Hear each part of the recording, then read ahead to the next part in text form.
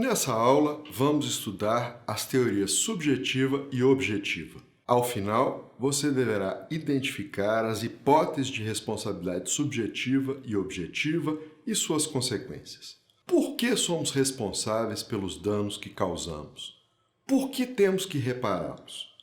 Existem duas teorias que procuram explicar a razão de ser da responsabilidade civil. A primeira é a teoria subjetiva, aplicada como regra pelos artigos 186 e 927 do Código Civil. Subjetiva porque toma por base o elemento subjetivo, culpabilidade, para fundamentar o dever de reparar. Assim, só seria responsável pela reparação do dano aquele cuja conduta se provasse culpável. Não havendo culpa ou dolo, não há falar em indenização, ou seja, em qualquer consequência. Na ação reparatória, devem restar provados pela vítima a autoria, a culpabilidade, o dano e o nexo causal. A segunda teoria tem como fundamento não o elemento subjetivo, culpabilidade, mas o elemento objetivo, dano. Daí se denominar teoria objetiva. Para ela, basta haver dano para que sobrevenha o dever de reparar. Explica-se essa teoria pelo risco de certas atividades. Fala-se em risco-proveito. A atividade que gere lucros gera também riscos. Quem se beneficie dos lucros, responda pelos riscos. Fala-se em risco profissional, risco inerente a certas atividades profissionais, o que legitimaria a responsabilidade objetiva. Fala-se em risco criado. Certas atividades geram riscos e o agente deve responder objetivamente por eles, independentemente de ter lucros. Ao que parece, seria o caso do parágrafo único do artigo 927 do Código Civil, segundo o qual a responsabilidade independerá de culpa se a atividade normalmente desenvolvida pelo agente gerar riscos a direitos alheios. Como regra, o risco deve ser excepcional. O risco da atividade será excepcional, o que legitimaria a responsabilidade objetiva. Há riscos socialmente aceitos, como o da fabricação de armas. Se A matar B, a família de B, da vítima, não poderá acionar o fabricante do revólver pelo fato de sua atividade dar aso a tais possibilidades.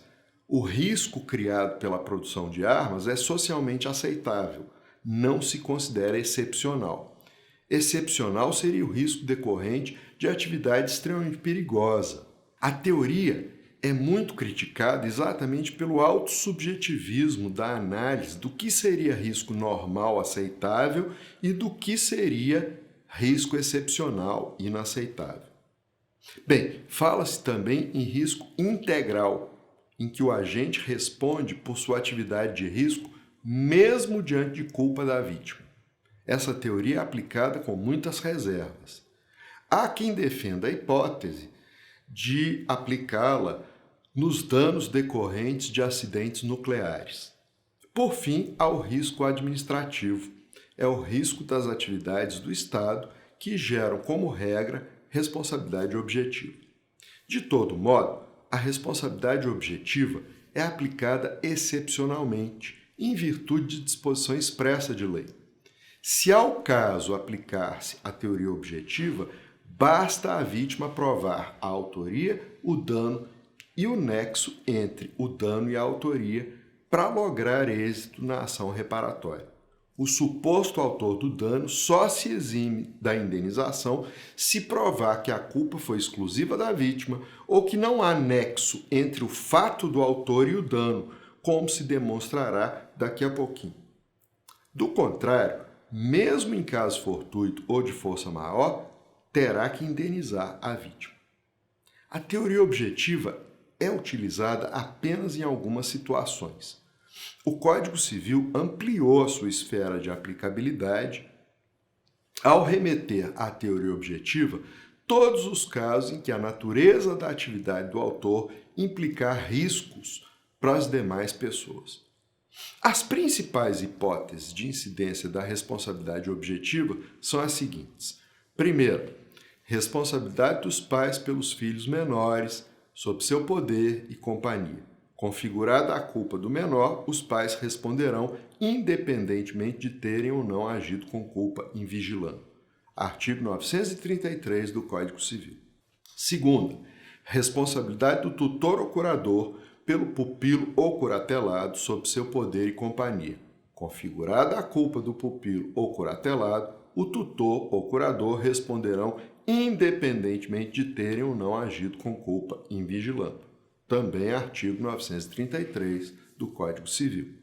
Responsabilidade das pessoas jurídicas ou naturais que exerçam empresa hoteleira, de hospedaria, casa ou estabelecimento em que se albergue por dinheiro, mesmo para fins educativos, por seus hóspedes, moradores e educandos. Artigo 933 do Código Civil. Responsabilidade daquele que gratuitamente participar nos produtos de um crime praticado por outrem, pelos danos até a quantia com que se haja beneficiado. Artigo 933 do Código Civil. Responsabilidade do empregador e do comitente pelos danos que os seus empregados ou agentes, no exercício de suas funções, causarem a terceiros. Configurada a culpa do empregado, o empregador responderá independentemente de ter ou não agido com culpa ineligendo. Artigo 933 do Código Civil. Sexta, coisas caídas ou lançadas de um prédio, ou seja, de um imóvel. Sempre que um objeto cair ou for lançado de um imóvel, o dono deste imóvel responderá pelos danos, ainda que se prove caso fortuito. Tratando-se de condomínio, todos os condôminos responderão dividindo os prejuízos. Sendo identificada a unidade de onde veio a coisa, o condomínio terá assegurado direito de regresso contra ela. Apesar de o artigo 938 do Código Civil não se referir expressamente à responsabilidade objetiva, neste caso entende-se que o dever de indenizar subsiste mesmo na ausência de culpa do dono do prédio, uma vez que a norma se refere a objetos não só lançados, mas também caídos em local indevido. Ademais, não fosse o caso de inversão do ônus da prova ou de responsabilidade objetiva, não haveria a necessidade de um artigo específico para a hipótese. Por outros termos, se o legislador não tivesse a intenção de incluir a queda ou lançamento de objetos de um imóvel em lugar indevido dentre os casos de responsabilidade objetiva, não lhe teria aberto artigo específico. A questão se solucionaria com a norma genérica dos artigos 186 e 927, provada a culpa do dono do imóvel. Sétima hipótese: acidente de trabalho. A Previdência Social deverá indenizar todos os danos sofridos pelo trabalhador no exercício de suas funções, a não ser que comprove ter sido dele a culpa. Leis 6.367 de 76 e 8.213 de 91. Oitava hipótese: acidentes com aeronaves. Os donos de aviões são responsáveis pelos danos que esses aviões causem, ainda que provado caso fortuito. Assim, se uma aeronave caia em virtude de um raio que tenha incendiado suas turbinas, a companhia aérea deverá reparar todos os danos causados. Artigos 246 e seguintes do Código Brasileiro de Aeronáutica. Acidentes nucleares. Havendo acidente nuclear, os responsáveis pela guarda do material radioativo deverão indenizar todos os danos ocorridos, ainda que se prove caso fortuito. Lei 6.453 de 77, que adota a teoria do risco integral, e artigo 21, inciso 23, letra D da Constituição de 88. Décima hipótese: aquele que agir em estado de necessidade, legítima defesa, exercício regular de direito ou estrito cumprimento do dever legal, apesar de não praticar ato ilícito, deverá reparar todos os danos sofridos por terceiros que não tenham nada a ver com o fato. Se para salvar alguém for necessário arrombar uma porta, o dono da porta, desde que não tenha nada a ver com o fato, deverá ser indenizado. Artigos 929 e 930 do Código Civil. 11ª hipótese. Os empresários individuais e as sociedades empresárias respondem objetivamente pelos danos causados por produtos que puserem em circulação. Essa norma já estava prevista em outros termos no Código do Consumidor, segundo o qual o fabricante, o produtor, o construtor nacional estrangeiro e o importador respondem independentemente de culpa pela reparação dos danos causados aos consumidores por defeitos de projeto, fabricação, construção, montagem, fórmulas, manipulação, apresentação ou acondicionamento de seus produtos, bem como por informações insuficientes ou inadequadas sobre sua utilização e riscos. A responsabilidade recairá sobre o comerciante se o produtor, o construtor, o fabricante ou o importador não puderem ser identificados. Se o produto for fornecido sem identificação clara do seu fabricante, produtor, construtor ou importador, e se os produtos perecíveis não forem bem conservados.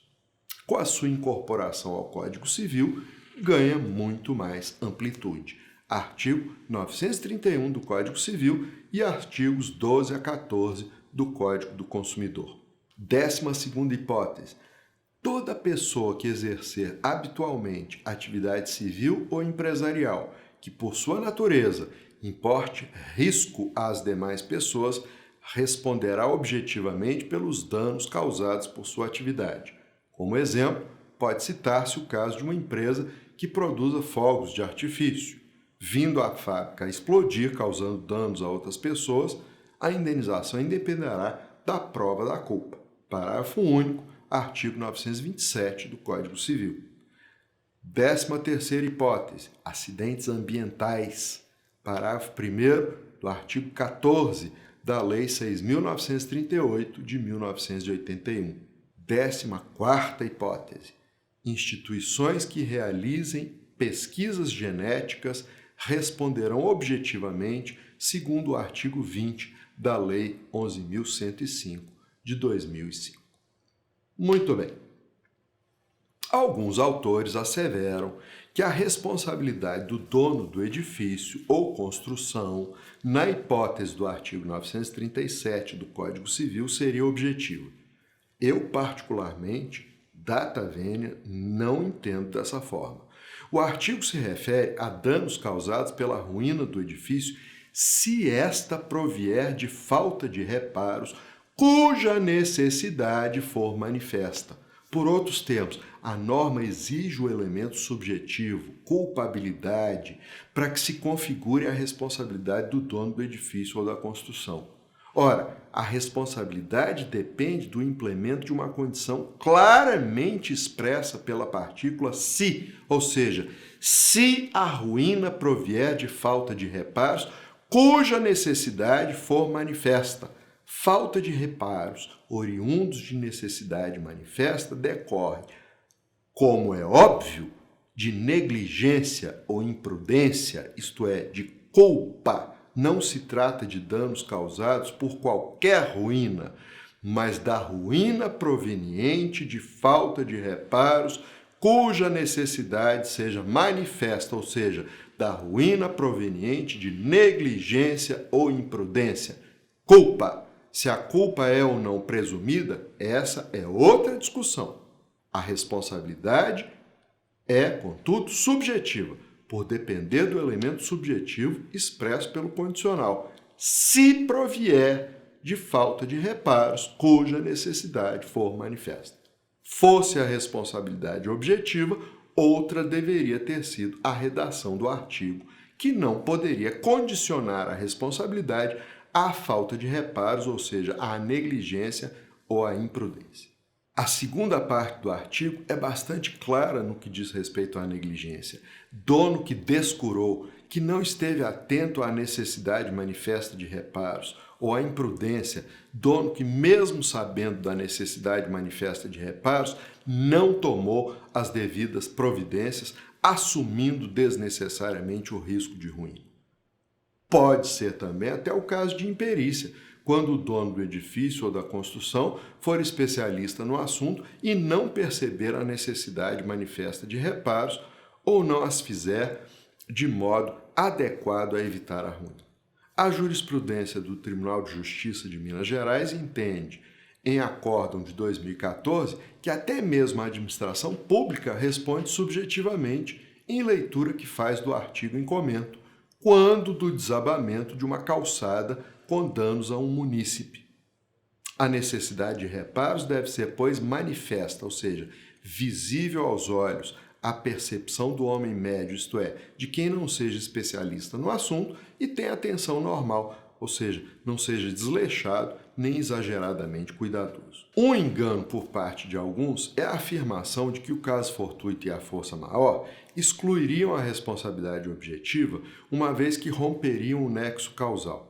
Ora, que nexo causal? O nexo entre a conduta culpável e o dano não pode ser, dado que não se cogita de culpa na responsabilidade objetiva. Na verdade, o nexo que deve existir é bastante objetivo. O dano deve resultar da simples atividade ou do simples fato objetivo do responsável. Exercer o transporte aéreo, ter filhos, ser tutor ou cuidador, ter empregados, exercer atividade perigosa, etc. Se o caso fortuito e a força maior excluíssem a responsabilidade, tratar-se-ia de culpa presumida e não de responsabilidade objetiva. Só se pode admitir a exclusão da responsabilidade se o caso fortuito ou a força maior excluírem a própria autoria, ficando provado que o dano ocorreria de qualquer maneira. É o que se denomina fortuito externo, que exclui a autoria, a atividade do autor. Em outras palavras, a responsabilidade objetiva fica excluída se restar provado que a causa do dano não foi a atividade do pretenso autor. Vamos imaginar o seguinte exemplo. A prefeitura de um certo município está realizando obras numa rua. Cai um temporal e o muro de uma casa vem ao chão. O dono da casa atribui a queda do muro às obras da prefeitura e aciona o município, exigindo indenização com base na responsabilidade objetiva do município pelos atos dos seus funcionários. Se o município conseguir provar que a queda do muro nada teve a ver com a sua atividade, tendo sido causada exclusivamente pelo temporal, será eximido da responsabilidade, por ter sido comprovada a ausência do nexo entre a autoria e o dano. Um outro exemplo. Os namorados A e B acionam o fabricante de preservativos, atribuindo a defeito no produto a gravidez indesejada de B.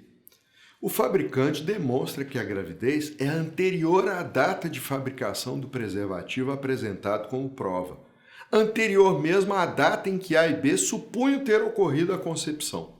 Neste caso, ficou provado que o dano não teve por causa a atividade do pretenso agente, daí sua isenção de responsabilidade.